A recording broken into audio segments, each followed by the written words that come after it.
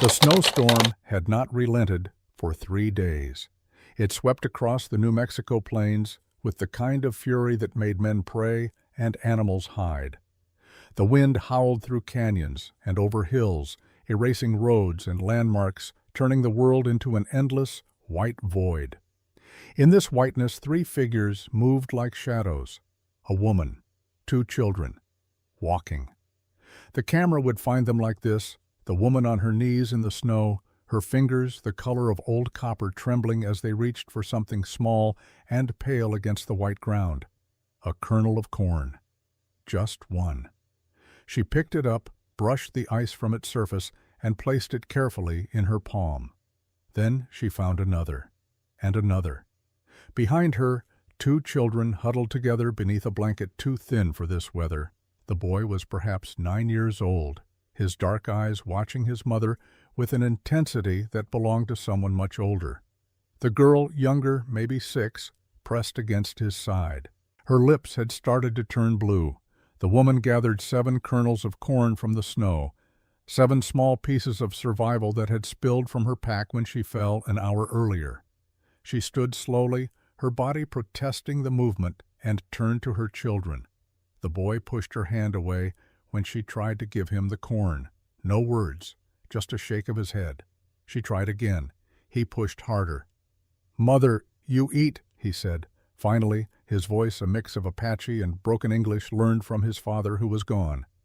The woman looked at her son, really looked at him, saw the man he was trying to become in a body still too small, saw the fear he refused to show, saw the way he held his sister, shielding her from the wind with his own thin frame. She shook her head and placed the kernels in his hand, closed his fingers around them.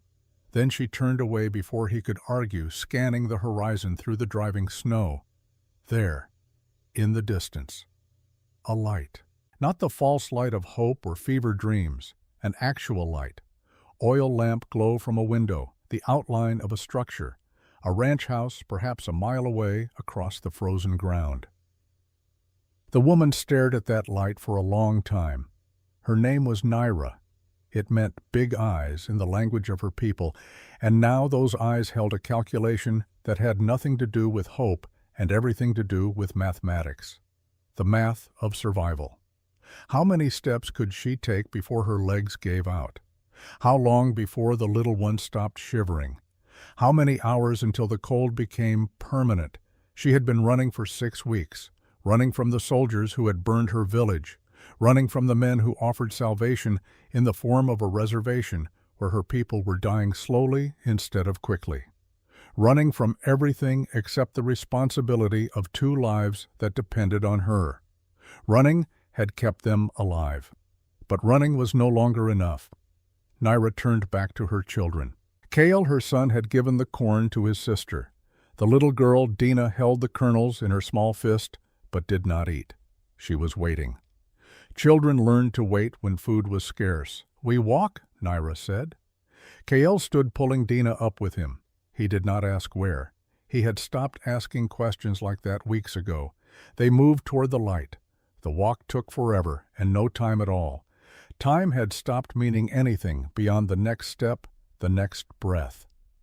Naira focused on the light, using it like a rope to pull herself forward. Behind her, she heard Cale's breathing steady and determined. She heard Dina's softer sounds, little gasps when the wind hit too hard. The ranch house grew larger. Details emerged from the storm, a solid structure well maintained, fence posts marching away into the darkness, the smell of wood smoke faint but real, signs of life, signs of survival. Naira stopped 50 feet from the house. From here she could see through the window. A single room lit by lamplight, a table, a stove, and a man. He sat alone at the table eating his dinner. No one else visible, no voices carrying through the walls, just one man methodical in his movements, eating without pleasure or haste. When he finished, he stood, carried his plate to a basin and washed it. Then he walked to the stove and began banking the fire for the night. Naira watched all of this, studied him, not just what he did, but how he did it. The way he moved spoke of routine of days that repeated without variation. The way he paused sometimes halfway through a gesture, as if listening to something only he could hear, spoke of loneliness. Lonely men were unpredictable. They could be kind or cruel, generous or paranoid. Everything depended on what their loneliness had taught them. She waited until he extinguished the lamp, waited until the house fell into darkness except for the faint glow of banked coals through the window. Then she approached. Her knock was firm, not timid, not aggressive, just firm. Inside movement, footsteps, the sound of something metal being picked up and set down again, a weapon considered and rejected. The door opened. The man who stood there was tall, maybe 6 feet, somewhere in his middle 30s, with the kind of weathered face that came from years of sun and wind. His hair was dark, going gray at the temples. His eyes were careful. Those eyes traveled from Naira to the children behind her, back to Naira. He did not look surprised. He did not look afraid. He looked tired. For a long moment neither spoke. Then Naira said, "I work, I fix, I cook, I tend animals, food and shelter until spring. Then I go." Her English was good, better than most would expect from an Apache woman. She watched his reaction to this, saw the small flicker of surprise quickly masked. The man looked at her children again, looked at the snow falling behind them, looked back at Naira. "Why not the reservation?" he asked. His voice was quiet, rough from disuse. "Because there my children die slow instead of fast. Their bodies live, their spirits do not." Something changed in the man's eyes, not pity, something else. Something that looked almost like recognition. He stepped aside. "Come in." Naira did not move immediately. She had learned caution. "You feed us tonight?" she asked. "Yes." "You give us place to sleep?" "Yes." "And tomorrow we talk." It was not a promise, but it was not a rejection either. Naira gestured to her children. They moved past her into the warmth. She followed, and the man closed the door against the storm. The inside of the house was plain, but clean. One main room with a stove, a table, a few chairs, 2 doors leading to other rooms. Everything organized with the precision of a military man or someone who needed order to function. The man moved to the stove, stirred the coals back to life, and began preparing food. Not asking, not discussing, just doing. Naira stood near the door with her children watching. Kael's hand had moved to something beneath his shirt, a knife probably, small but sharp enough. The man noticed but said nothing. He put together a simple meal, bread, butter, dried meat, coffee. He set it on the table and stepped back, giving them space. "Eat," he said. Then he pointed to a door. "Storage room through there. I will bring blankets." He left them alone. Naira moved to the table. The food was real. The warmth was real. She touched the bread to be certain, then broke off a piece and gave it to Dina, then to Kael. Only after they had eaten did she take some for herself. It tasted like salvation and shame mixed together. The man returned with blankets and a mattress tick filled with straw. He set them down near the storage room door. "You sleep here tonight," he said. "Tomorrow we talk about work." Naira nodded. The man walked to one of the other doors, paused, then went to a cabinet and removed something. A rifle. He took it with him into his room. The door closed but did not lock. Naira understood. Trust but verify. She would do the same. She settled her children in the storage room. It was small but warm enough, protected from the wind. Dina fell asleep almost immediately, her little body finally able to stop fighting. Kael stayed awake longer, his eyes on the door, his hand still near his knife. "Sleep," Naira told him softly in Apache. "I watch." "I should watch," Kael whispered back. "I am the man now." Naira touched his face. "You are 9 years old. Let me be the mother a little longer." Kael's eyes filled with tears he refused to let fall. Finally he nodded and closed them. Naira sat against the wall, listening to the house settle, listening to the wind outside, listening to the sound of a man in the next room who was not sleeping either. She thought about her husband, Takota. Thought about how he had laughed once before the world became hard. Thought about how he had died slowly from a sickness that ate him from the inside while she could do nothing but watch.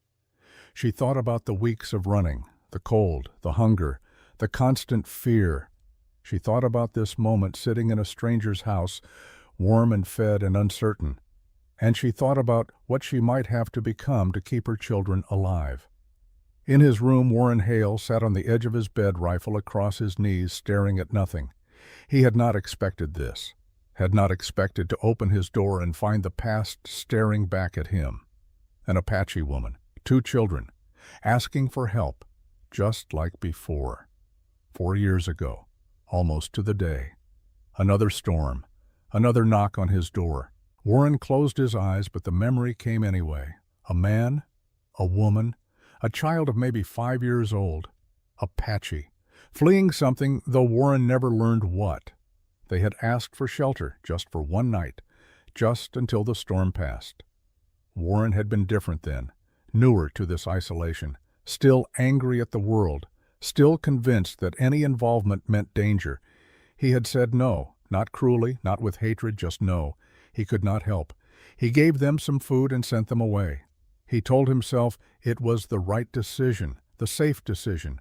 He could not risk harboring fugitives, could not risk bringing trouble to his door. The storm had worsened through the night. In the morning, Warren had found them 3 miles away. They had tried to reach the next ranch, but did not make it. The cold had taken them all. The man died first, probably. Then, the woman curled around her child. Then the child wrapped in arms that could no longer give warmth. Warren had buried them. 3 graves in frozen ground. Markers with no names because he did not know their names. He had burned sage over the graves the way he had seen Apache do once during his time in the Territory militia. He did not know if he was doing it right. He only knew he had to do something. After that, he sold everything in town that connected him to other people.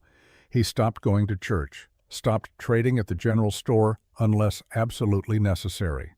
He made this ranch into a fortress of solitude where he would never have to make that choice again. And for 4 years it had worked. Until tonight. Until an Apache woman with big dark eyes and 2 children stood at his door asking for the same thing he had denied before. Warren looked at the rifle in his hands. He had picked it up out of habit, out of the training that said trust no one. But he had not loaded it, had not even thought to load it. Because some part of him, some part he did not want to examine too closely, had already made the decision. He would not fail again. Whatever it cost him, whatever trouble it brought, he would not send them away. Warren set the rifle aside and lay back on the bed. He did not sleep. He listened to the wind and the silence and the small sounds of breathing from the storage room. In the morning, he would face what he had chosen. But for tonight, 3 people were alive who might not have been. It would have to be enough. Warren woke before dawn. He had not slept, not really just drifted in and out of a restless half-consciousness where memories and present reality blurred together. When the first gray light began to filter through his window, he gave up the pretense and rose. The house was cold. He moved quietly to the main room, intending to start the fire before his guests woke. But the fire was already burning, and there was food on his table. Warren stopped staring. Cornmeal mush, simple but prepared well. Coffee brewing on the stove. The smell of something he could not quite identify, some kind of herb, mixed with the coffee grounds. The storage room door was open. Empty. He found Naira outside. She was in the barn working with his mare, the one that had been limping for 3 days. Warren had noticed the swelling in the right front leg, but had been waiting to see if it would resolve on its own before calling for the veterinarian in town. Naira knelt beside the horse, her hands gentle on the injured leg. She had made a poultice from something plants she must have gathered even in the snow. The mare stood quiet, head lowered, accepting the treatment. Warren watched from the doorway. Naira did not turn, but she knew he was there. 3 days, she said, maybe 4. The swelling started small. You thought it would heal. How did you know? I look, I see. She finished wrapping the poultice in a strip of cloth, securing it carefully. She will be better in 2 days. What did you use? Plants. Some I brought. Some I found near your wood pile. She stood stroking the mare's neck. You take good care of her, but sometimes good care is not enough. Sometimes you need knowledge. It was not a boast, just a statement of fact. Warren stepped into the barn. In the better light he could see details he had missed last night. Naira was younger than he had first thought, maybe late 20s. Her hands showed the kind of capability that came from a lifetime of work. Her eyes missed nothing. "The boy?" Warren said. "Where is he?" "Watching." From the loft. She glanced up. "He does not trust you yet." Warren followed her gaze and found Cale crouched among the hay bales, partially hidden, his dark eyes fixed on Warren with an intensity that was unsettling in someone so young. "I would not trust me either," Warren said quietly. Naira looked at him sharply, as if hearing something beneath the words. "The little one?" Warren asked. "Still sleeping. She was sick in the night. Fever. But it broke. You should have woken me." "Why?" "So you could watch me care for my child." There was no anger in her voice, just a statement of capability. "I have done this many times." Warren nodded. "The food. You did not need to do that." "I told you. I work. I do not take charity. I have not agreed to let you stay." Naira turned to face him fully. "Then we will eat breakfast. You will tell us to leave. We will leave. But I do not eat food I did not earn." The logic was unassailable. Warren found himself almost smiling. Almost. "What can you do?" he asked. "Besides heal horses and cook." "I can mend. I can build. I can shoot if needed, though I have no gun. I can track. I can find water and food where others see nothing." She paused. "I can work harder than any man you could hire from town. And I will not steal. I will not lie. I will do what I say." "Why should I believe that?" "Because I have nothing left except my word. When you have nothing, your word is everything." Warren studied her, saw the truth of it in her face. "What do you want?" he asked. "Food, shelter, safety for my children until spring. When the snow melts, we go. You never see us again. Where will you go? That is not your concern. If I am harboring you, it becomes my concern." Naira's eyes flashed. "You are not harboring. You are trading. My work for your food. This is business, not charity, not rescue." The law might see it differently. The law sees me as Apache. The law has already decided what I am. Nothing I do will change that. She stepped closer. "But you are not the law. You are a man with a ranch and no help, and a lame horse you did not know how to fix. I am a woman with skills and children to feed and nowhere else to go. We can help each other. Or we can part now. You choose." Warren looked at her. Really looked. Saw the pride that kept her spine straight despite exhaustion. Saw the intelligence that calculated every word before speaking. Saw the desperation she was trying so hard to hide. He saw what he should have seen 4 years ago. A person, not a threat, not a problem, just a person trying to survive. "You can stay," he said, "through the winter. You work. I provide food, shelter, safety. When spring comes, you decide what happens next." Naira's face did not change, but something in her eyes shifted. "I decide, you decide." She nodded once. "Then we have agreement." No handshake, no ceremony. Just acknowledgement between two people who understood the weight of words. Warren turned to leave, then paused. "The boy. Tell him he can come down. And tell him he does not need the knife. Not here." "How did you know about the knife?" "Because if I were him, I would have one too." The days that followed established a rhythm. Naira worked. She worked with the kind of focused intensity that came from knowing every moment of usefulness mattered. She repaired fence posts Warren had been meaning to fix for months. She organized his storage room, finding things he had forgotten he owned. She cooked meals that stretched his supplies further than he had thought possible. She did not speak unless spoken to. She did not ask for anything beyond what they had agreed. Cale helped his mother learning the ranch work with quick intelligence, but he never spoke to Warren.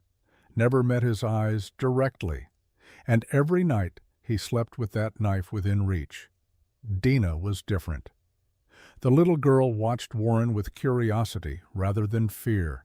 Sometimes she would draw pictures in the dirt near the barn, strange symbols and shapes that might have been Apache writing or might have been just a child's imagination. Warren gave them space. He had learned over 4 years of solitude that silence could be a kindness. But he watched. He watched Naira check on her children every hour, even when they were sleeping. He watched the way she rationed her own food, always feeding them first. He watched the way she positioned herself between them and any potential danger, even danger as small as a creaking door or sudden noise. He recognized the behavior. He had seen it in animals protecting their young. He had also seen it in people who had learned that the world was not safe. 2 weeks passed. The ranch ran better than it had in years. The animals were healthier. The buildings were sounder. Even the small cabin began to feel less like a prison and more like a place where people actually lived. Warren found himself looking forward to meals, not because the food was better, though it was, but because there were people at his table. Voices, even if they were quiet. The sound of a child laughing when Dina found something amusing. Human sounds. He had not realized how much he missed them. Then came the night Dina got sick. Warren woke to the sound of singing, soft, low, in a language he did not understand. He lay in his bed listening, trying to place the melody. Then he remembered. 4 years ago, the family he had turned away. As they left, the woman had been singing to comfort her child. The same melody, the exact same melody. Warren's blood went cold. He rose dressed and went to the storage room, knocked softly. Naira opened the door. Her face was drawn with exhaustion. Behind her, Dina lay on the mattress, her small body racked with shivers, despite the blankets piled on top of her. "How long?" Warren asked. "Since midnight. 4 hours." Naira had been awake for 4 hours, tending her sick child alone. Warren turned without a word and went to his room. He returned with a bottle. "Whiskey," he said. "Mix it with warm water. Make her drink it. It will help the fever." Naira took the bottle, surprise flickering across her face. Why help? Warren met her eyes. "Because I did not help before, and I will not make that mistake again." He left before she could ask what he meant, but he did not go back to bed. He sat in the main room, stoking the fire, keeping water hot for whatever Naira might need, listening to the soft sounds from the storage room, the singing, the whispered words of comfort, the melody that haunted him. As dawn approached, Dina's fever broke. Warren heard the change in Naira's voice, the relief. He finally allowed himself to close his eyes. The next day, Naira brought Dina out to sit in the weak winter sunlight. The little girl was pale but smiling, wrapped in blankets, drawing her pictures in the dirt. Naira approached Warren where he worked on a broken wagon wheel. "Thank you," she said, "for the medicine. It was just whiskey. It was help when you did not have to give it." She paused. "The family you mentioned before, when you said you did not help, they were Apache." Warren's hand stilled on the wheel. "Yes." "What happened to them?" He could have lied, could have deflected, but something about the directness of her question demanded honesty. "They died. In the snow, after I turned them away." Naira was silent for a long moment. "How long ago?" 4 years, almost exactly. "And you have lived with that since?" It was not a question. "Yes." "Is that why you let us stay? Because of guilt?" Warren looked at her. "Partly." "I do not want your guilt," Naira said flatly. "I want your respect. If you help us because you feel sorry, that is charity. I do not need charity." "It is not just guilt," Warren said quietly. "It is also choice. 4 years ago, I chose safety over compassion. I chose to protect myself instead of helping people who needed it. That choice has haunted me every day since." He met her eyes. "This time, I chose differently. Not because of guilt, because I am trying to be a different man than I was." Naira studied him for a long time. Then she nodded. That I can accept. She returned to her daughter. Warren went back to his work, but his mind was elsewhere. That night, after the children were asleep, Warren could not settle. He went outside, stood on the porch, stared at the stars. He heard the door open behind him. Footsteps. Naira joined him, keeping a respectful distance. They stood in silence for several minutes. Then Naira said, "The family, the ones who died. Did they have names? I do not know. I never asked." "Was there a child? A boy maybe 5 years old?" Warren turned to look at her. "Yes. How did you know?" "Because my husband's family lost someone 4 years ago, a cousin, his wife, their son. They went looking for help during a storm. They never came back." The world seemed to tilt. "Your husband," Warren said slowly. "What was his name?" "Takoda." The same name. The exact same name as what he had heard someone call out months later when he had asked around carefully, trying to learn who the family had been. But Naira was shaking her head. "Not the same man," she said. "My Takoda died from sickness. In our camp, I was with him." She looked at Warren. "But he told me once about his cousin, also named Takoda, also married, also with a young son." "I do not understand." "Takoda is a common name, friend to everyone. Many boys are given this name." She paused. "But if the family you turned away was my husband's cousin, then you did not just fail strangers. You failed my family." Warren felt something cold settle in his stomach. "I did not know." "I know. How could you?" Naira's voice was quiet. "But now you do know. And knowing you still let us stay. You still helped my daughter. You still choose to be different. Does it matter that it was your family?" "No," Naira said after a moment. "Because wrong is wrong whether the dead are related to me or strangers. You understand that? That is why you cannot sleep. That is why you live alone. That is why you helped us." She turned to go inside, then paused. "My husband, before he died, he told me something. He said the hardest thing in life is not making the right choice. It is making the wrong choice and then choosing to live differently afterward. Most people cannot do that. They make one mistake and then spend the rest of their lives justifying it." "What are you saying?" "I am saying you are not most people. You made a wrong choice. And then you spent 4 years trying to become someone who would make a different choice." She met his eyes. "That is not weakness. That is strength." She went inside. Warren stood alone on the porch for a long time. Later, unable to sleep, he went to the storage shed behind the house. He kept his personal things there, the few items he had not sold or given away during his self-imposed exile. At the bottom of an old trunk wrapped in cloth was a photograph. Warren had taken it 6 months after the family died. He had managed to track down someone who knew them who had a picture. The man had given it to Warren, perhaps sensing his need for something concrete to carry his guilt. The photograph showed 3 people, a man strong and proud, a woman with kind eyes, a child between them grinning at the camera.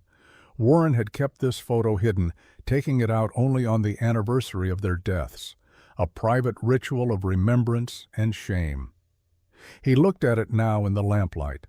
Then he walked outside to the fire pit where he burned trash. He struck a match. The photograph caught flame, curled, turned to ash. Not forgetting, never forgetting, but releasing. He watched until every trace was gone. Then he went back inside. In the storage room, Naira sat awake, watching her children sleep. She had seen Warren through the window, had seen him burn something. She did not know what it was, but she understood the gesture. Some things needed to be released before you could move forward. She lay down beside her children, closed her eyes, and for the first time in many weeks, she slept without fear. In his room, Warren finally slept as well. The past was not erased. It would never be erased. But perhaps it could be transformed into something else. Perhaps it could become the foundation for different choices. Outside, the snow continued to fall, but the storm was beginning to break. And in a small ranch house in the middle of nowhere, 4 people who had been running from different things found something they had not expected. A moment of peace, a chance to rest, a possibility of something more. The winter was not over. There would be more challenges ahead, more tests, more moments when the easy choice and the right choice would diverge.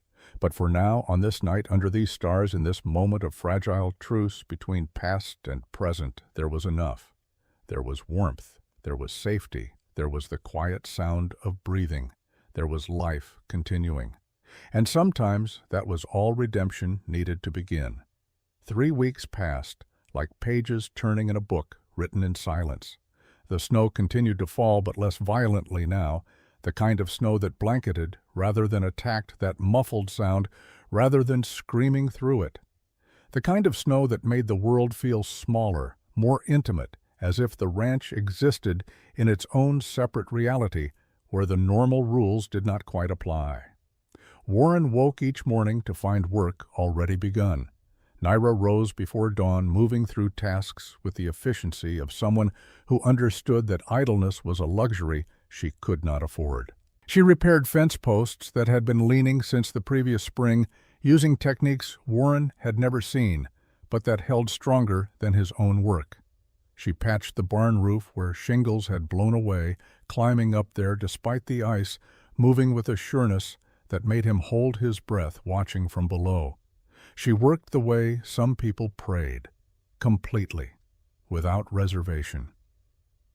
Warren found himself adjusting his own routines to match hers, not consciously at first, just gravitating toward wherever she was working, offering help that was sometimes accepted and sometimes politely refused, learning when his presence was useful and when it was simply presence. Kyle worked alongside his mother, learning the ranch the way children learn a new language, through immersion, through watching and copying and gradual understanding. The boy had stopped sleeping with the knife under his pillow, Warren noticed, or perhaps he had simply gotten better at hiding it. But there was progress, small things, the way Kyle would nod at Warren in the mornings now, the way he no longer positioned himself between Warren and his mother at meals, the way he had started asking questions quietly about how things worked. "Why do you check the horse's hooves every day?" Cale asked one morning in the barn. Warren looked up from the mare he was tending, surprised by the direct question. "Because small problems become big problems if you ignore them. A stone in a hoof can lame a horse if left too long." Cale absorbed this, nodding slowly. "Like people." "What do you mean?" "Small wounds. If you ignore them, they get bigger." Warren met the boy's eyes, saw understanding there that went beyond horses and hooves. "Yes, exactly like that." The reading lessons began by accident. Warren kept a few books in his house, not many. The Bible, which he had not opened in years, a farmer's almanac, a collection of poems someone had given him long ago. He had been looking through the almanac one evening, checking planting dates he would not need for months, when Cale had drifted closer. The boy stared at the pages with an expression Warren recognized. Hunger, the kind of hunger that had nothing to do with food. "Can you read?" Warren asked. Cale shook his head, shame flickering across his face. "Would you like to learn?" The boy's eyes widened, then narrowed with suspicion. "Why would you teach me? Because you want to learn. That is reason enough." Kyle looked at his mother. Naira, working on mending by the firelight, gave the smallest nod. The lessons were clumsy at first. Warren was no teacher, and Cale was defensive about every mistake, as if each wrong answer confirmed some deep inadequacy. But gradually, letter by letter, word by word, something began to build. 1 week became 2, 2 became 3. Dina, fully recovered from her fever, began to emerge from the shy silence she had maintained since their arrival. She did not speak much, but she watched everything with bright, curious eyes. And she drew. Warren had given her some charcoal from the fire and a smooth plank of wood. She had looked at these gifts as if they were treasures, then immediately begun creating. Strange symbols that might have been Apache writing, animals rendered with surprising accuracy, and people. Always people. She drew her mother working, drew Cale reading, drew Warren with his horses. In her pictures, they looked like a family. Warren tried not to notice this. tried not to let himself think about what it meant that this strange arrangement had begun to feel normal, that coming home to voices and cooking smells and the sound of a child humming had stopped feeling like an intrusion and started feeling like how things should be. They ate together now, breakfast, dinner, sometimes lunch, if the weather kept them all inside. Naira no longer asked permission to use his supplies. She simply prepared food and set it on the table, and Warren sat down and ate it, and they did not discuss the economics of the exchange because they both understood it had become something more than a transaction. Still, they spoke little during these meals. Comfortable silence had replaced awkward silence, but it was silence nonetheless. Until the day Ruth Calloway arrived. Warren was in the barn when he heard the sound of a horse approaching. He stepped outside, shading his eyes against the glare of sun on snow, and recognized his neighbor's sturdy mare. Ruth Calloway was a widow of perhaps 55, strong and weathered and practical.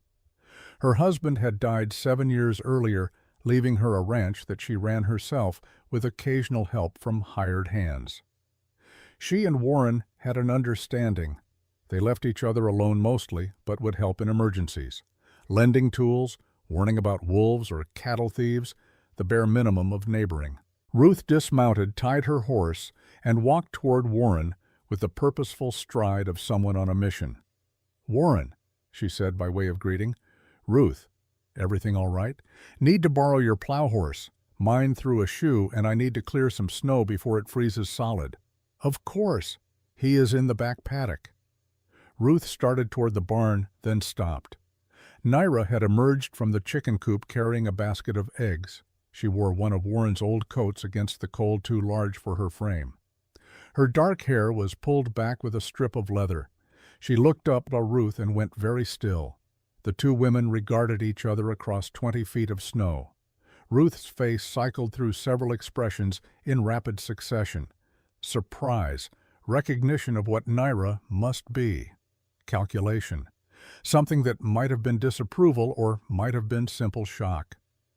"Warren," Ruth said slowly, not taking her eyes off Naira. "Who is this?" Warren moved to stand between them, not protectively, but as a bridge. "This is Naira. She works here, temporarily." "Works," Ruth repeated. The word carried weight. "Yes, through the winter." Ruth finally looked at Warren. Her eyes were hard to read. "Does anyone else know?" "No reason they should. It is my ranch, my business. Your business that involves an Apache woman and children." Ruth glanced toward the house, where Cale had appeared in the doorway watching. "People will talk, Warren. Let them talk." "It is not just talk I am worried about." Ruth's voice dropped lower. "There is sentiment in town against the Apache. Some families lost people in the raids last year. There is anger.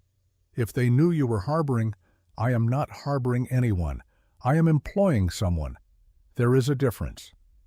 The law might not see it that way, and the people who make the law are the same ones who lost family." Naira had not moved during this exchange. She stood frozen, the basket of eggs held before her like a shield. Warren could see her calculating, measuring the threat, preparing to run if necessary. He could not let that happen. "Ruth," Warren said quietly, "I appreciate the warning, but my decision is made." Ruth studied him for a long moment. Then she sighed. "You always were stubborn, Warren Hale, even when we were young." She glanced at Naira again. "Be careful, both of you. Kindness is not always rewarded in this territory." She collected the plow horse and left without another word. Warren turned to find Naira, still standing by the chicken coop, her face unreadable. "I should go," she said. "No. I am making trouble for you. No more trouble than I can handle. You say that now, but if people come, if there is danger to you because of us." She shook her head. "I cannot let my children be the reason another person suffers." Warren walked to her, stopped a respectful distance away. "Do you want to leave?" "What I want does not matter. What is safe matters." "That is not what I asked." Naira met his eyes. "No, I do not want to leave. For the first time in months, my children sleep without fear. For the first time since my husband died, I do not wake up calculating how many days until we starve. This place is the first place that has felt like—" She stopped herself. "Like what?" "Like we could stay," she finished quietly. "Then stay. Even if it brings trouble. I have been avoiding trouble for 4 years. It has not made me happy. It has not made me good. Maybe it is time I stopped avoiding." Naira looked at him for a long time. "You are an unusual man, Warren Hale, different from others I have known. I will take that as a compliment." She almost smiled. Almost. Then she gathered her eggs and went inside. Warren stood in the snow watching the tracks Ruth's horse had left already beginning to fill with fresh powder. Trouble was coming. He could feel it the way animals feel storms before they arrive. But for the first time in years, he did not feel the urge to run from it. That night, Warren could not sleep. He sat in the main room, supposedly reading by lamplight, but actually just staring at the same page for an hour. His mind kept circling back to Ruth's warning, to the reality of what he had invited into his life, to the potential consequences. He heard the door to the storage room open. Soft footsteps. Cale appeared wrapped in a blanket, his eyes red. "Cannot sleep?" Warren asked. The boy shook his head. "Bad dreams?" A nod. Warren set his book aside and gestured to the chair across from him. Cale hesitated, then sat. For several minutes, neither spoke. Then Cale said, his voice barely above a whisper, "I dreamed about my father." "What did you dream?" "He told me I have to be strong, that I am the man now, that I have to protect Mother and Dina." Cale's hands clenched in the blanket. "But I am not strong. I am scared all the time." Warren leaned forward, elbows on his knees. "Your father told you to be strong." "Yes, before he died. He said it many times." "Did he tell you what being strong means?" Cale looked confused. "Not being afraid." "No," Warren said gently. "That is not what it means. Being strong is not about never feeling afraid. Being strong is feeling afraid and doing what needs to be done anyway." "But I am always afraid." "So am I." Cale's eyes widened. "You are afraid every day." Of what? Warren considered lying, considered giving some easy answer about wolves or weather or failing crops. But this boy deserved truth. "I am afraid of failing again," Warren said. "I am afraid of making the wrong choice. I am afraid that everything I do to try to be better is not enough." "But you are not afraid of us, of having us here." "I am terrified of having you here," Warren admitted. "Terrified that something will happen to you because of me. Terrified that I will let you down the way I have let others down." He met Cale's eyes. "But I am more terrified of sending you away and living with that choice. So I choose the fear I can live with." Cale absorbed this slowly. "Is that what being a man is? Choosing which fear to live with?" "Part of it, yes." "What is the other part? Admitting when you are scared. Asking for help when you need it. Knowing that being strong does not mean being alone." The boy was quiet for a long time. Then he said, "I wish my father had told me that. Maybe he did not know. Maybe no one told him." "Did someone tell you?" Warren shook his head. "No, I had to learn it the hard way. By being alone for so long that I forgot how to be anything else. Until you and your mother and sister showed up and reminded me." Cale looked toward the storage room where his family slept. "Are you glad we came?" The question hung in the air like snow waiting to fall. Warren thought about the easy lie, the polite deflection. Then he thought about everything this boy had already survived, all the ways the world had forced him to grow up too fast. "Yes," Warren said, "I am glad you came." Cale's shoulders relaxed, tension draining that Warren had not realized was there. "Can I tell you something?" the boy asked. "Of course. When we first came here, I hated you. I thought you would hurt us. I kept my knife ready every night to protect Mother." "I know." "You knew. I saw it. I would have done the same. But now—" Cale struggled with the words. "Now I think maybe you are trying to protect us, too. Not from danger outside, but from something else." What do you think I am protecting you from? From being alone, Cale said simply. Warren felt something catch in his throat. The wisdom of a 9-year-old cutting straight to truth. Your father, Warren said carefully, before he died. Did he tell you anything else? He told me to take care of Mother. He said she is strong, but she has been hurt. He said I should remember that strong people can still break if they carry too much alone. Your father was wise. He was scared too, Cale said quietly. At the end, when he knew he was dying, he cried sometimes, but he tried to hide it. Being scared of death does not make him weak. It makes him human. That is what Mother said. They sat in comfortable silence for a while longer. Then Cale yawned, the adrenaline of the nightmare finally fading. You should sleep, Warren said. Will you tell me something first, if I can? The people who died, the ones you said you did not help, were they like us? Warren's breath caught. Yes, they were Apache, a family, trying to survive a storm. And you said no when they asked for help. Yes. Why, it was the question Warren had been asking himself for 4 years.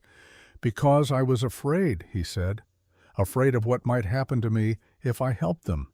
Afraid of breaking the law. Afraid of standing out. Afraid of all the wrong things. And they died, yes? Cale thought about this. If they came now, would you help them? Yes. Because of us. Because of them. Because of me. Because of everything I have learned about what matters and what does not. Warren paused. But yes, also because of you? Because you showed me that the cost of helping is always less than the cost of not helping. Cale nodded as if this made sense to him. Then he stood, wrapping the blanket tighter. Warren, yes, thank you for letting us stay. The boy went back to bed before Warren could respond. Warren sat alone in the lamplight for a long time after thinking about fathers and sons and the weight of expectations, thinking about fear and courage and the fine line between them, thinking about how a 9-year-old boy had just taught him something profound without even realizing it. Eventually he extinguished the lamp and went to bed. But sleep was still elusive. He lay in the darkness, listening to the house settle, listening to the wind outside, listening to the soft sounds of breathing from the storage room. 4 people under one roof. Such a simple thing, such a dangerous thing, such a necessary thing. Warren closed his eyes and waited for morning. The next day dawned clear and cold. Warren rose early as always, but found Naira already outside working with the horses. She moved among them with easy familiarity, checking hooves, running her hands along flanks, murmuring in Apache. The horses responded to her touch, calm and trusting.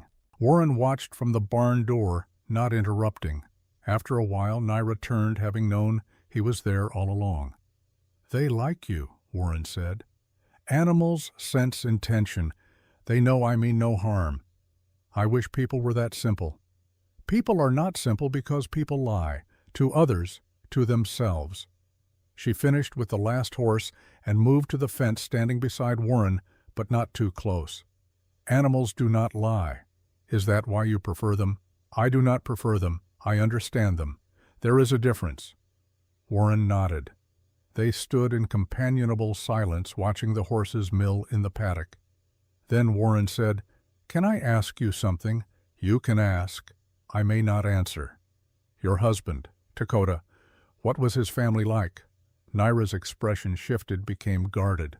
"Why do you want to know?" "Because I need to understand something. About the family I turned away. About whether it was my family." "Yes." Naira was quiet for a long time. When she spoke, her voice was measured. "My husband had many cousins. The name Dakota is common. It means friend to everyone. Parents give this name hoping their sons will be peacemakers. The family that came here 4 years ago, there was a man, a woman, a boy of maybe 5 years old. The man's name was Dakota. I learned that later when I tried to find out who they were. Where were they from? I do not know. They did not say, they just asked for shelter. I turned them away." Warren forced himself to continue. "The next morning I found them, dead, 3 miles from here. They had tried to reach the next ranch, but the storm was too strong. Naira closed her eyes briefly. How did the man die? First, I think, he was furthest from the others, like he had been trying to keep going to get help. And the woman curled around the child, trying to keep him warm. Did it work? No. Naira nodded slowly as if confirming something. That sounds like Nashota. My husband's cousin. His wife was Kimi. The boy was called Little Takota after his father. Warren felt the world tilt. It was your family. Yes, Naira's voice remained steady. But not my husband. My husband died in our camp, from sickness. I was with him. He died in my arms, not in the snow. I am sorry for your loss, and for the others. You have said this already. You do not need to say it again. But knowing it was your family, your husband's cousin, does it change anything? Naira turned to face him. You did not know who they were when you turned them away. You would have done the same if they were strangers.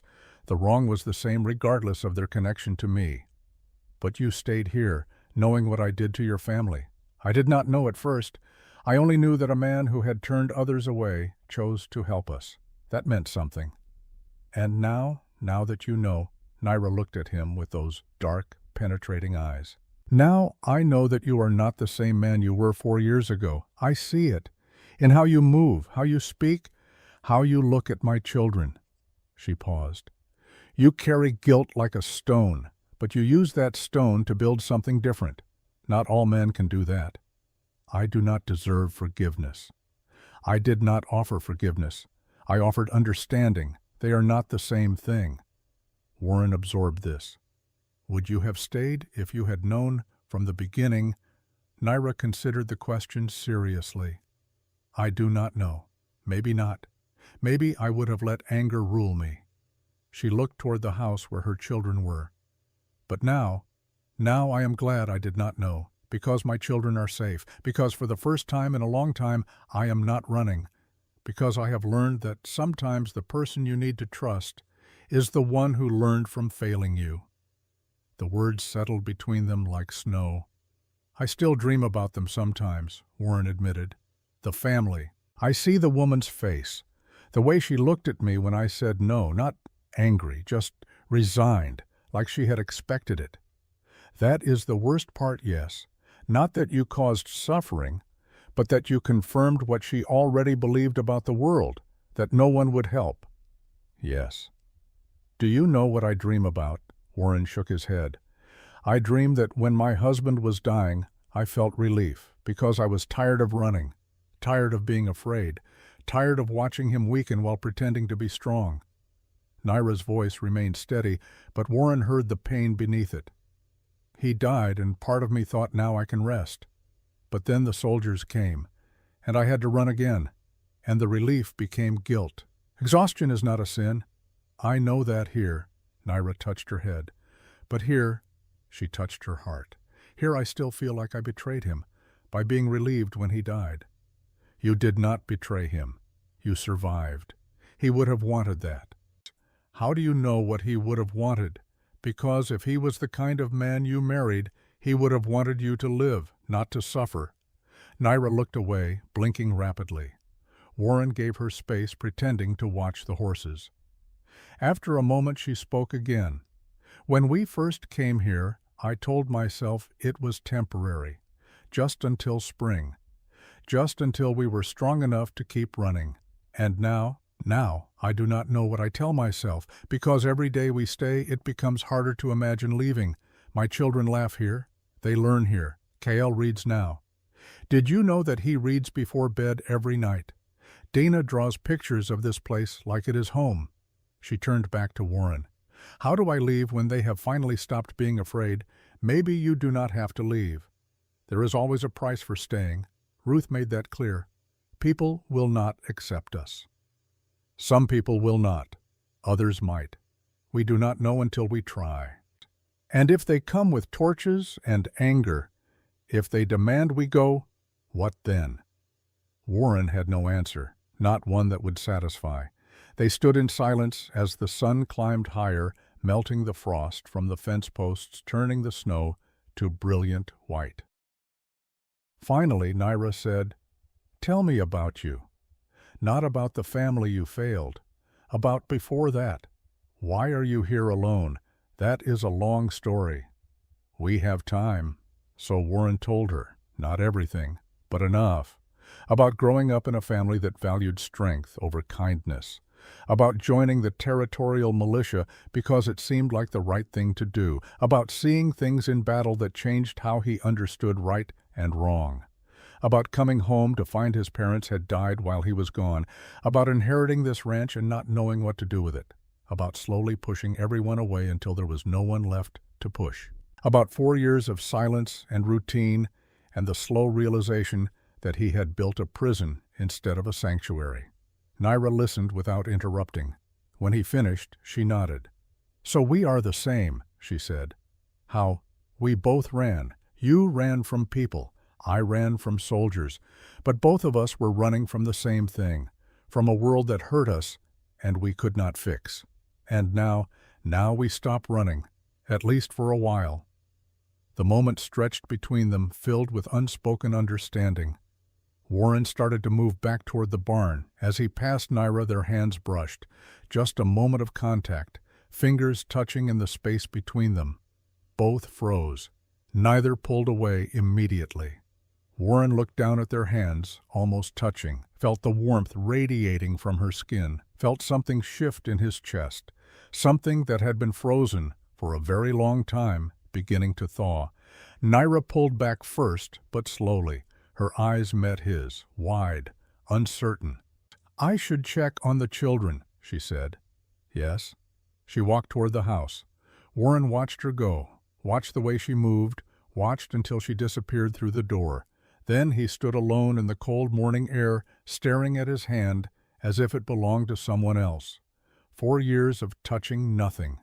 No one. And now this brief moment of human contact that had felt like lightning. Warren shook his head, trying to clear it. This was not the time. There were too many complications, too many dangers, too much at stake. But his hand still tingled where her fingers had touched his. Inside the house, Naira leaned against the closed door, breathing carefully. She had not expected that. The touch, the electricity of it, the sudden awareness of Warren, not as a man who had helped her, but as a man full stop. It had been so long since she had thought of anyone that way. Since Dakota died, she had not allowed herself to think about men, about touch, about anything beyond survival. But now there was this. She looked down at her own hand, flexing the fingers that had touched his. "Mother," Cale's voice from the storage room. "Are you well?" Naira composed herself quickly. "Yes, I am well." She went to her children, pushing the moment aside. There would be time to think about it later, or perhaps it was better not to think about it at all. The day passed in the usual rhythm of work and meals and quiet evenings, but something had shifted, something subtle but undeniable. Warren and Naira found themselves aware of each other in new ways. The space between them felt charged. They moved around each other carefully, like dancers learning a new pattern. Kyle noticed. Children always notice. That evening, after dinner, after Naira had taken Dina to bed, the boy approached Warren where he sat reading. "You like my mother?" Cale said. Not a question. Warren looked up, startled. "What? You like her? The way a man likes a woman?" "Cale, I do not think—" "It is all right," the boy said seriously. "My father has been dead for many months. Mother is allowed to be happy. I am not. We are not." "Not yet," Kyle said with the wisdom of someone far older than 9. "But maybe someday, if you are brave enough." He went to bed, leaving Warren stunned in his chair. Out of the mouths of children indeed. Warren tried to return to his book, but the words swam meaninglessly on the page. He thought about Naira in the barn, about her hand touching his, about the look in her eyes. He thought about possibility, about what could be if the world were simpler, if circumstances were different, if he were braver. He was still thinking when he heard the horse approaching outside. Warren stood instantly alert. Visitors at night were never good news. He reached for his rifle, checked the load, and moved to the door. Through the window he could see two riders approaching. One he recognized as Ruth Calloway. The other wore a badge that caught the moonlight. Warren opened the door, stepped onto the porch. Ruth and the lawman dismounted. The man was tall, older, with gray hair and a face lined by years of making hard decisions. "Warren Hale," the man asked. "Yes?" "I am Marshal Duncan Cole. May we speak inside?" Warren's grip tightened on the rifle. "Depends on what you want to speak about." "About the Apache woman and children sheltering here, about the trouble that is coming, and about what we might be able to do to prevent it." Warren looked at Ruth. She met his eyes steadily. "He is here to help," she said quietly. "Let him speak." Warren considered, then stepped aside. They came into the house. Naira appeared in the doorway of the storage room, Cale behind her. She saw the marshal's badge and went very still. Marshal Cole removed his hat. "Ma'am, I am not here to arrest anyone. I am here to warn you." "Warn about what?" Warren asked. Cole settled into a chair that Warren had not offered. "There is sentiment building in town against Apache. Several families lost people in the raids last year. There is talk of petitions, of forcing all Apache to move to the reservation or further south." "This is my land," Warren said. "I can employ who I want." "Legally, yes. But law and sentiment are not always the same thing." Cole looked at Naira. "They know you are here, ma'am. Word travels. And they are organizing. In 3 days, a group will come here to verify the reports and likely demand your removal."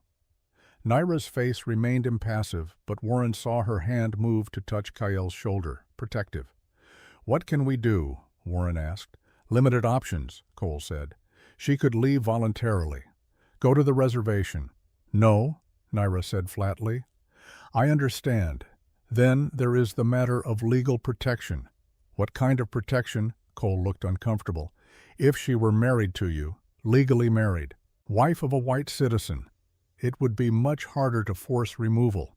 Not impossible, but harder. I could argue the law on your side." The words landed like stones in still water. Warren stared at the marshal. "You are suggesting a marriage of convenience. I am suggesting a legal maneuver that might save this woman and her children from being forcibly relocated to a place where statistically they have a poor chance of survival. That is not a real marriage." "No," Cole agreed, "but it is a real solution. Or it might be." Naira had not moved, had not spoken. Warren looked at her but could not read her expression. "I will think about it," Warren said. "You have until the day after tomorrow. That is when they are coming." Cole stood. "For what it is worth, Warren, I think you are doing the right thing helping her. But the right thing is not always the safe thing. You should consider that."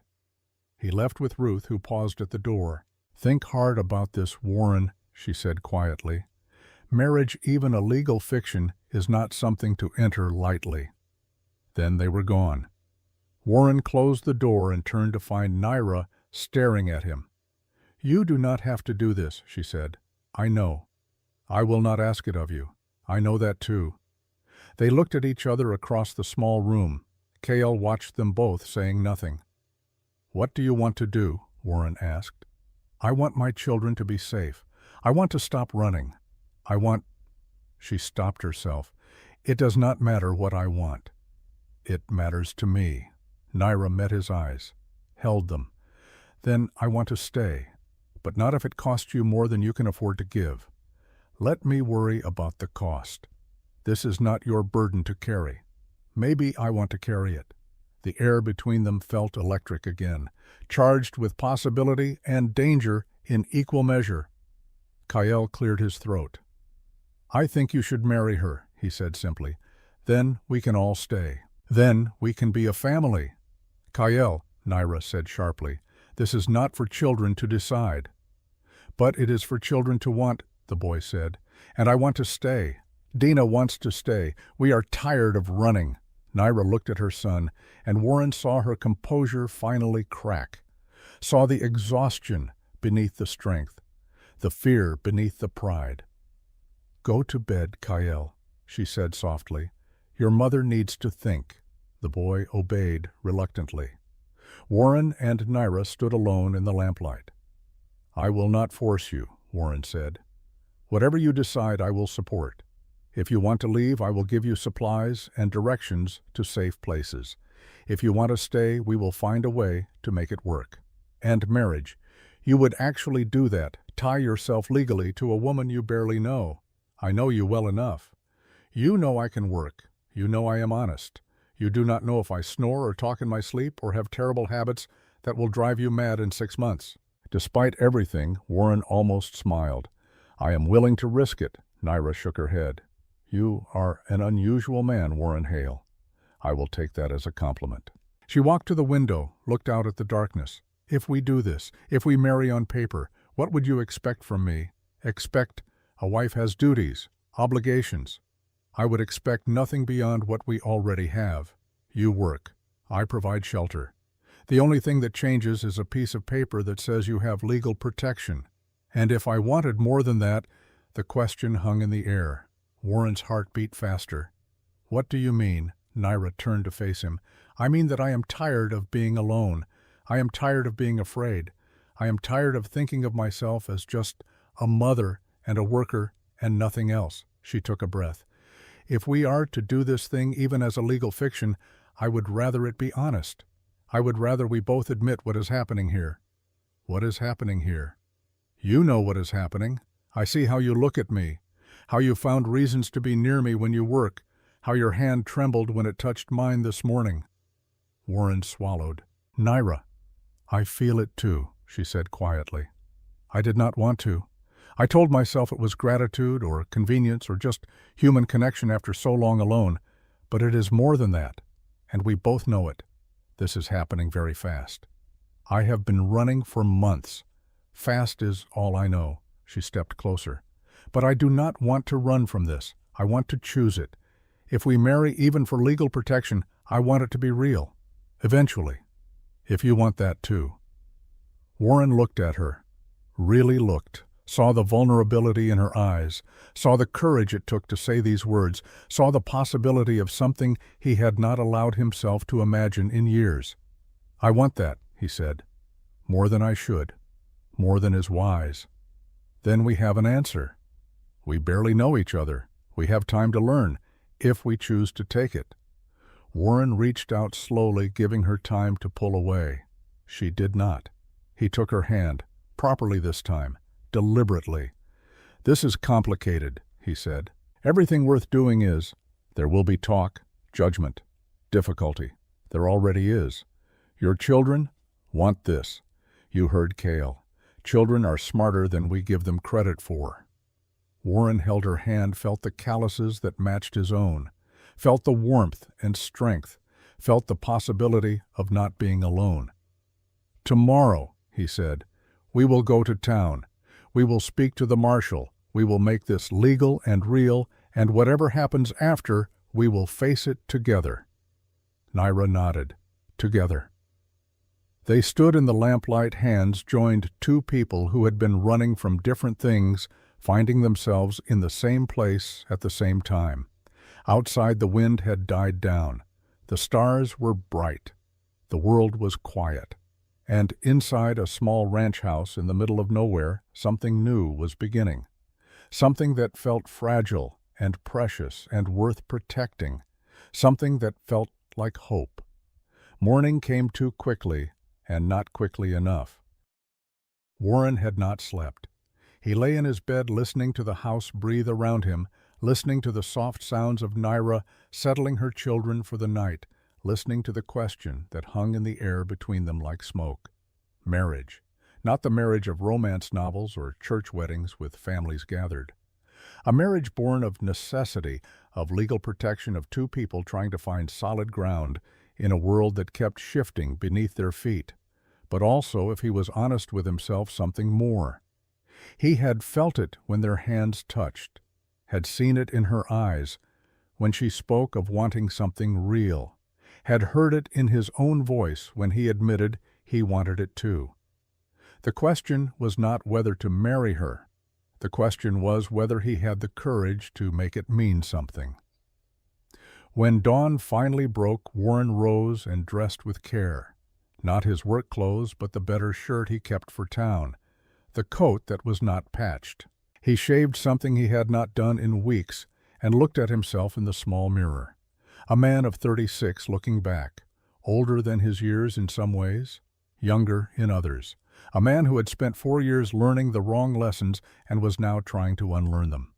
He stepped into the main room and found Naira already awake. She wore the same dress she had arrived in, mended now cleaner. Her hair was pulled back, but not hidden. She looked at him, and he looked at her, and something passed between them that needed no words. "I did not sleep," she said. "Neither did I. I kept thinking about all the reasons this is foolish." "Did you find any good ones?" "Many, but none that matter more than keeping my children safe." Warren nodded. "I have been thinking, too, about what this means, what we are agreeing to. A marriage of convenience, of legal protection." "Is that all it is?" Naira held his gaze. "I do not know yet, do you?" "No, but I know what I want it to become, if you will let it." "And what is that?" "Something real, something honest. Not today, not tomorrow, but someday, when we have earned it." Naira's expression softened. "That is a good answer, Warren Hale." They prepared to leave for town.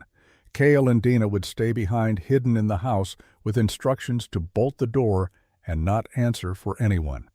It was a risk, but less of a risk than bringing them where hostile eyes might see. Cale had hugged his mother before they left, whispering something in Apache that Warren did not understand, but that made Naira's eyes fill with tears. The ride to town took 2 hours through snow that was finally beginning to thin. Spring was coming, Warren thought. Change was coming, whether they were ready or not. Marshal Cole met them at his office, a small building attached to the general store. Ruth was there, too, standing in the corner like a witness at a trial. "You have decided?" Cole asked. "Yes," Warren said. "We will marry. Today, if possible." Cole studied them both. "You understand this is a serious commitment. Even if entered into for practical reasons, marriage is binding under law." "We understand," Naira said quietly. "And you, ma'am, you enter this freely of your own choice." "I do." "No coercion. The only thing forcing me is the need to protect my children. But this man," she glanced at Warren, "he has given me nothing but respect and choice. If I marry him, it is because I choose to." Cole nodded slowly. "Very well. I can perform the ceremony now. It will be legal and binding. I will file the papers today." He pulled out a worn book, opened it to the relevant page, and gestured for them to stand before him. Warren and Naira stood side by side, not touching, not yet. Ruth moved to stand beside Naira. "You will need a witness," she said gruffly. "I suppose I can serve." The ceremony was brief, perfunctory. Cole read the required words in a voice that suggested he had done this many times in many contexts, not all of them happy. "Do you, Warren Hale, take this woman as your lawful wife?" Warren looked at Naira, really looked, saw the strength in her face, saw the fear she was hiding, saw the hope she was trying not to feel. "I do," he said clearly. "And do you, Naira, take this man as your lawful husband?" Naira's voice was steady. "I do." "Then by the power vested in me, by the territory of New Mexico, I pronounce you husband and wife." Cole closed the book. "That is it. You are married." No ring, no kiss, no celebration. Just two people standing in a small office having made a choice that would change everything. Ruth stepped forward and did something unexpected. She embraced Naira briefly, awkwardly, as if remembering how. "Be careful," she whispered. "Both of you. What you have started will not be easy." Then she left. Cole handed Warren the marriage certificate. "Keep this safe. You may need it sooner than you think. The group coming tomorrow. They will come, but now you have legal ground to stand on. I will be there. I will remind them of the law." He paused. "But the law only goes so far when men have anger in their hearts." Warren folded the certificate carefully and placed it in his coat. "Thank you, Marshal." "Do not thank me yet. Thank me when this is over and everyone is still alive." They rode home in silence. The weight of what they had done settled over them like snow, not uncomfortable, but present, real, undeniable. Halfway back, Warren pulled his horse to a stop. Naira stopped as well, looking at him questioningly. "I need to say something," Warren said. What we did today, the marriage. I know it was for legal reasons, for protection, but I want you to know something." "What is that?" "I will honor it, not just the paper, the promise. I will stand by you and your children. I will protect you. I will provide for you, and I will not ask anything of you that you are not ready to give." Naira's eyes glistened. "That is twice now you have promised me respect. Not many men would do that." "Then you have known the wrong men. Perhaps I have known the wrong men until now." They continued home. When they arrived, Kyle threw open the door and ran to his mother. Dina followed, more slowly, clutching a drawing she had made. "What happened?" Kyle demanded. "Did you do it? Are you married?" Warren pulled out the certificate and showed it to him. Kyle stared at the paper, his eyes wide. Then he turned to Warren. "Does this mean you are our father now?" The question hung in the cold air. Warren knelt down to be at eye level with the boy. "I am your mother's husband. That is what the paper says. Whether I am your father is something you will decide. Not me, not your mother. You." Kyle thought about this. Then he stuck out his hand. "Then I will decide later. But for now we can be family, on trial." Warren shook the small hand solemnly. "On trial. That is fair." Dina approached shyly and handed Warren her drawing. It showed 4 stick figures standing in front of a house. A tall man, a woman, a boy, a small girl. At the top, in careful letters, someone had helped her spell family. Warren looked at the drawing for a long moment, feeling something crack inside his chest. Something that had been frozen for 4 years beginning to thaw. "Thank you, Dina," he said softly. "This is beautiful." She smiled and ran back to her mother. That night, after the children were asleep, Warren and Naira sat by the fire. The silence between them was different now, weighted with new meaning. Finally, Naira spoke. "Where will I sleep?" It was a practical question with complicated implications.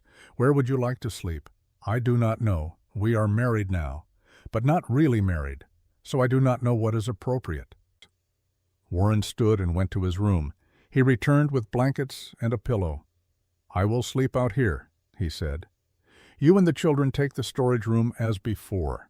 When you are ready for something different, you will tell me. Until then, nothing changes except a piece of paper." Naira looked at him with an expression he could not quite read. "You are a very patient man. I am a man who has learned that rushing things breaks them." She stood and walked to him, stood close enough that he could feel the warmth from her body. Then she did something that surprised them both. She kissed his cheek, softly, briefly. "Thank you," she whispered, "for giving me time, for giving me choice, for being different." She went to the storage room before he could respond. Warren stood alone by the fire, one hand touching his cheek where her lips had been.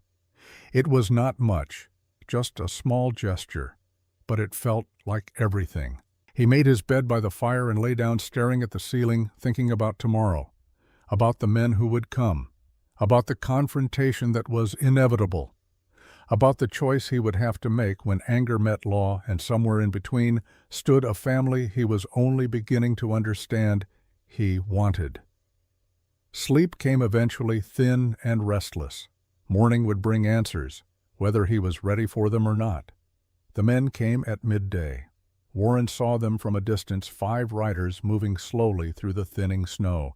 He had been expecting them, had prepared as much as one could prepare for something like this. Naira stood beside him on the porch. He had told her to stay inside to hide. She had refused. "If they are coming for me, I will face them," she said. "I am done hiding." Kyle and Dina were inside behind the locked door. Warren had given Kyle his old hunting knife. not to fight, just to feel less helpless. The riders approached and stopped 20 feet from the house. They made no move to dismount. Marshal Cole was among them as promised. The others Warren recognized from town, farmers mostly, men who had lived in this territory for decades, men who had lost people to Apache raids or knew people who had. The man who seemed to be their leader was named Hank Porter. Warren knew him slightly, a widower whose wife and daughter had died in a raid 2 years prior, a man with reasons to hate. "Warren Hale," Hank said. His voice was not hostile, but it was not friendly either, just flat, factual. "Hank, we heard you have an Apache woman here, and children." "I do. We would like to see them." "Why?" "Because there is concern in the community, about safety, about propriety, about the law," Marshal Cole spoke up. "Warren has every right to employ whoever he chooses on his land." "Employ?" Hank repeated. "Is that what this is?" Warren felt Naira tense beside him. He resisted the urge to step in front of her. "She is my wife," Warren said clearly, "legally married as of yesterday." Marshal Cole performed the ceremony. Silence. The men looked at each other, at Cole, at Warren, at Naira. Hank's face had gone still. "You married her?" "Yes." "An Apache?" "A woman, a person, yes." One of the other men, a farmer named Dutch, spat into the snow. "That is not legal. You cannot marry them like they are white folk." "The law says otherwise," Cole interjected. "I have the certificate, signed and filed. Mrs. Hale is a legal wife with all the protections that entails." Mrs. Hale. The name sounded strange to Warren's ears, but also right. Hank dismounted slowly. The others followed his lead. They stood in a rough semicircle, not threatening exactly, but not welcoming either. "Warren," Hank said, "you know what they did, the Apache. You know the lives they took. I know what some Apache did. I also know what some white men did.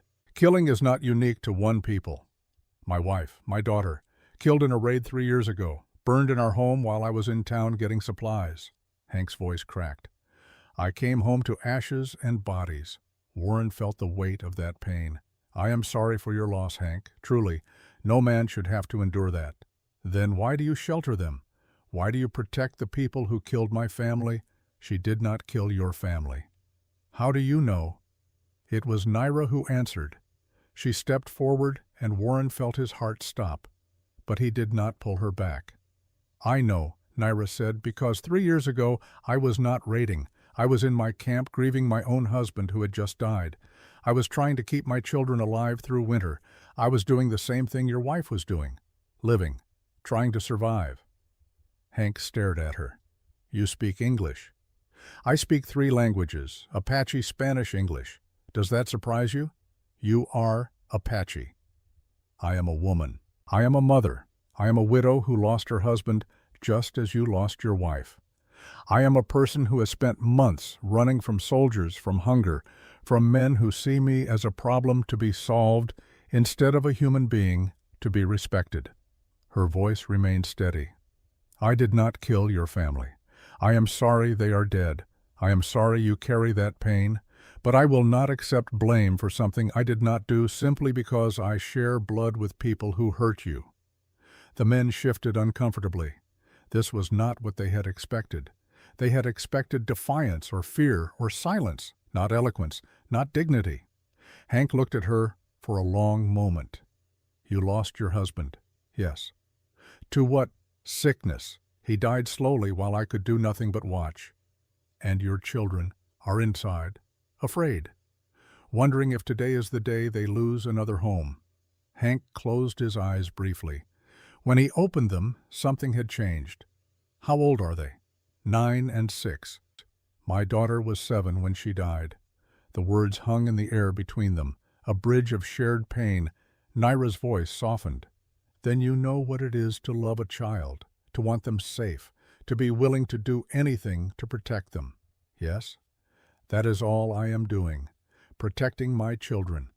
Warren gave us shelter when we would have died in the snow. He gave us work. He gave us dignity. And now he has given us legal protection by making me his wife." She paused. I do not ask you to like me. I do not ask you to trust me. I only ask that you let my children live without fear." Dutch spoke up, his voice hard. "Pretty words. But words do not change what you are." "You are right," Naira said. "Words do not change what I am. But what am I? I am Apache. I am also a widow, a mother, a worker, a wife. I am all of these things. Which one matters most to you?" "The first one," Dutch said flatly. "Then you have decided who I am before knowing me. And there is nothing I can say that will change your mind." She turned to go inside. "Wait," Hank said. Naira stopped, but did not turn around. "Show me your children." "Why, because I want to see them. I want to see what I am judging." Naira looked at Warren. He gave the smallest nod. She opened the door and called softly in Apache.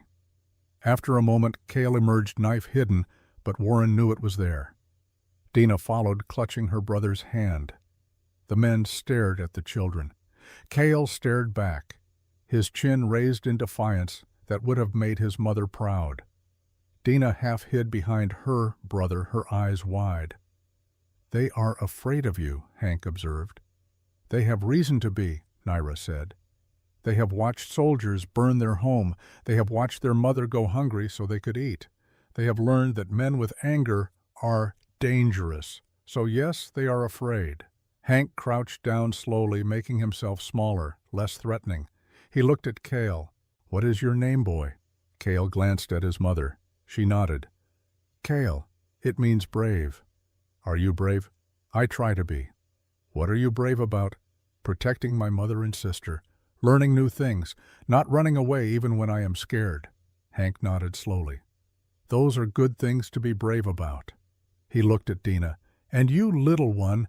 Dina did not answer, just held up her drawing, the one of the family. Hank took it gently, studied it. "Did you make this?" A small nod. "It is very good." "Is this your family?" Another nod. "The tall man, that is Warren." "Yes." "And he is good to you." Dina looked at Warren, then back at Hank. "He gave me paper and charcoal. He lets me draw. He does not yell. Such simple things.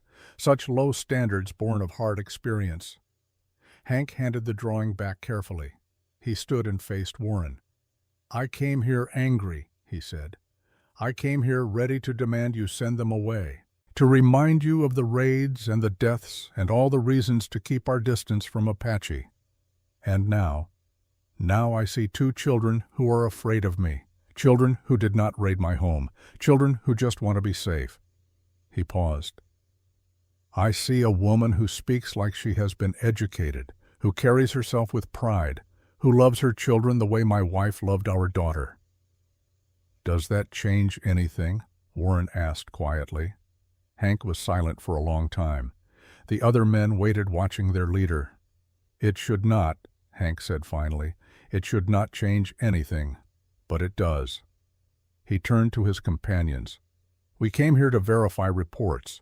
We have verified them. Warren has married an Apache woman. She and her children live here. It is legal, according to the marshal. It is happening on private land. We have no grounds to demand anything." Dutch started to protest. Hank cut him off. "No, we have no grounds. This man lost his whole family. He has lived alone for years. If he chooses to marry and bring children into his home, that is his business, not ours." "But they are Apache," Dutch insisted. "They are people," Hank said with sudden heat. "They are children and a widow and a man trying to make a family.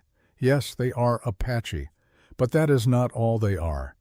And if I cannot see past my own pain to recognize their humanity, then my pain has won. It has made me into something worse than the people who took my family from me." He looked at Naira. "You can stay. I will not stand in your way. More than that, if anyone gives you trouble, you send word to me. I will speak for you." Naira's eyes widened in surprise. "Why would you do that?" "Because my daughter would want me to. Because she believed every person deserved kindness. Because she died believing the world was good, and I will not let her death make me into someone who proves her wrong." There were tears on his face now. Naira stepped forward and did something remarkable. She touched his arm gently. Just a moment of human connection. "Your daughter was wise," she said softly, "and you honor her by choosing to be the man she believed in." Hank nodded, unable to speak. The men mounted their horses, all except Dutch, who looked disgusted but outvoted. They rode away slowly, their shadows long in the afternoon sun. Ruth, who had been watching from a distance, approached on foot. "That went better than I expected," she said. Warren let out a breath he had not realized he was holding. "Yes." Ruth looked at Naira. "May I speak with you privately?" Naira glanced at Warren, then nodded. The two women walked toward the barn. Warren watched them go, wondering what Ruth wanted to say. But he had learned that some conversations were not his to hear. Cale tugged on his sleeve. "Are we safe now?" "Safer than we were, but safe is something we build day by day, not something we achieve once and keep forever." "That is a complicated answer." "It is a true answer." Dina had already gone back to her drawing, adding to the picture. Warren saw that she was drawing flowers now around the edges of the family.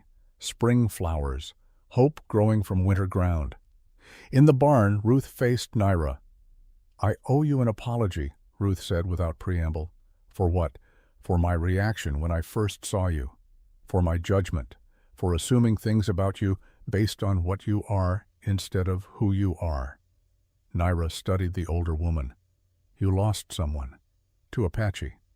"My husband. 10 years ago, not in a raid. In a skirmish when he was serving as militia." Ruth's voice was steady but sad.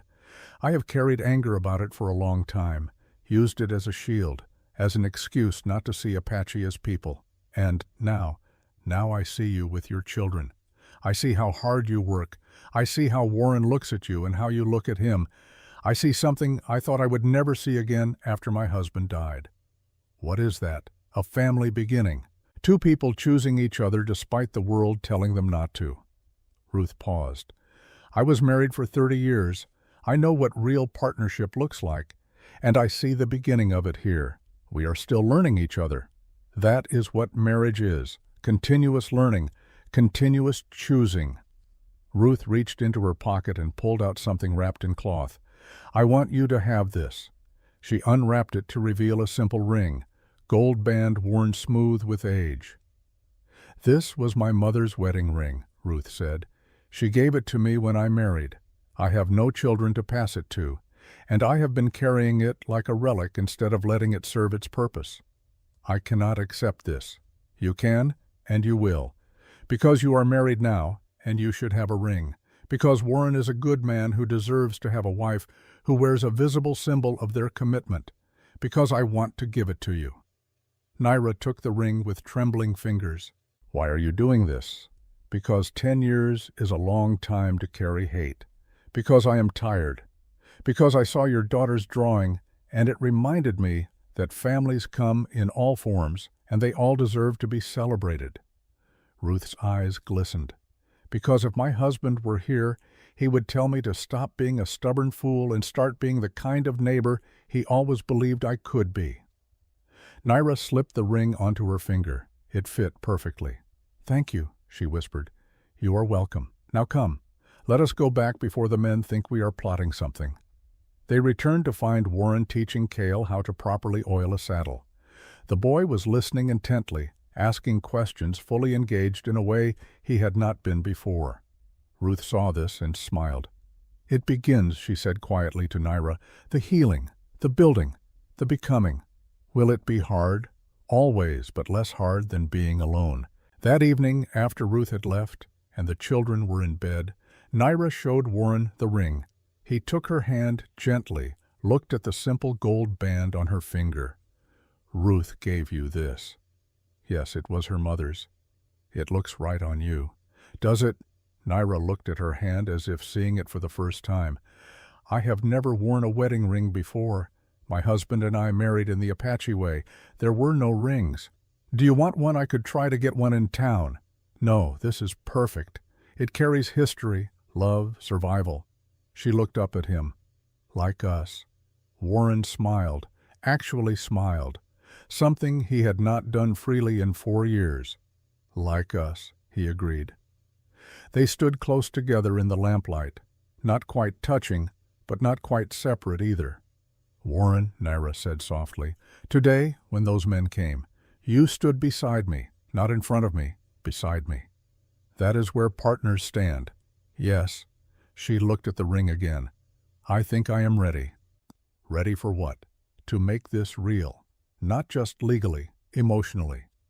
I am ready to stop being your employee who happens to be your wife and start being your wife who happens to work alongside you. What does that mean? It means I am done sleeping in the storage room. It means I am ready to share your space and your life and whatever comes next. She met his eyes. "If you will have me." Warren's heart was pounding. "Are you certain?" "I am terrified, but yes, I am certain." He took her hand, the one with the ring. "Then we do this slowly. We do this right. We give ourselves time to be sure. We have time. We have all the time we need." That night, Naira moved her things into Warren's room, not dramatically, just quietly while the children slept. She stood in the doorway looking at the space that would now be shared. Warren stood beside her. "We do not have to rush anything. I know. We can take this one day at a time. I know that too." She turned to him. "Kiss me." "What? We are married. We have decided to make this real. So kiss me. Let us start the way we mean to continue, with honesty and choice." Warren cupped her face gently, gave her every opportunity to change her mind. She did not. When their lips met, it was like the first thaw of spring, slow, inevitable, full of promise. They pulled apart, breathing carefully.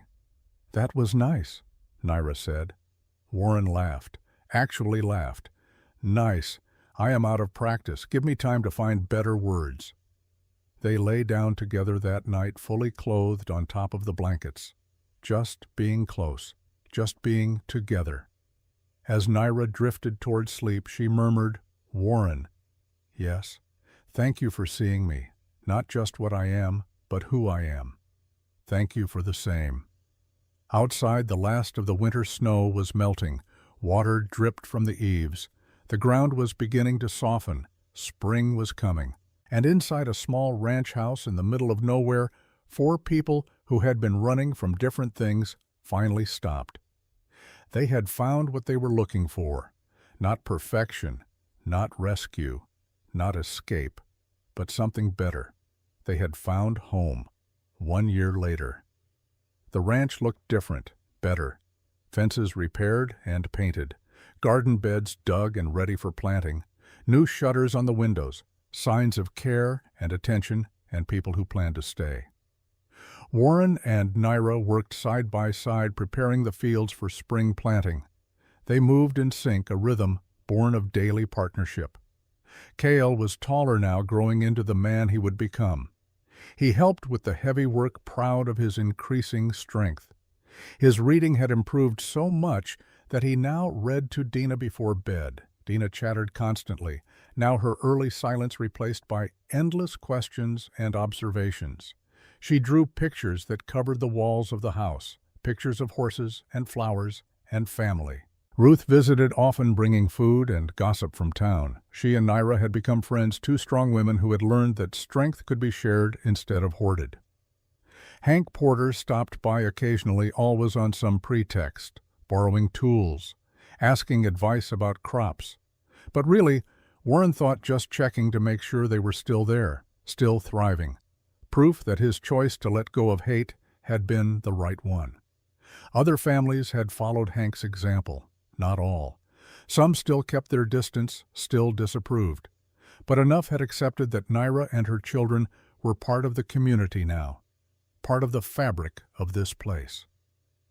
On this particular spring morning, Warren and Naira stopped for water. They stood on the hill overlooking their land. "Do you ever think about leaving?" Warren asked. "No, do you?" "Not anymore." "What changed?" "I stopped thinking of this place as where I hide and started thinking of it as where I live." Naira leaned against him, comfortable with the contact now. "The children are happy here." "So am I. So am I." They watched Kyle teaching Dina how to throw a rope, the little girl laughing when she missed. "Warren," Naira said quietly, "I have something to tell you." He looked at her, saw something in her face. Joy, nervousness, hope. "What is it?" "I am with child, our child, coming in the autumn." Warren stared at her. Then he picked her up and spun her around, laughing like a man who had forgotten how heavy the world could be. When he set her down, they were both smiling. "Are you happy?" she asked. "I am terrified and thrilled and happy beyond words." "Good answer." They kissed there on the hill, two people who had found each other in the darkness and built something in the light. Kyle and Dina came running up, curious about the commotion. "What is happening?" Cale demanded. Warren looked at Naira. She nodded. "You are going to be a brother again," Warren said. "In the autumn." Cale's eyes went wide. Then he grinned. "Really? Really?" Dina tugged on Warren's sleeve. "Will you be the baby's father?" "Yes. Real father, not trial father." Warren knelt down to her level. "Real father, to the baby and to you and Cale. If you will have me." Dina threw her arms around his neck. "Yes." Cale was more reserved, but he stuck out his hand. Warren shook it solemnly. "The trial period is over," Cale said. "You passed." They stood together on that hill, a family forged from loss and choice and daily commitment. Below them, the ranch spread out. Home. Not where they started. Not where they expected to be, but exactly where they belonged. And as spring settled over the land, bringing warmth and growth and new life, four people who had learned what it meant to truly see each other stood together. Not perfect, not without challenges ahead, but together, always together. And that was enough. That was everything. The end.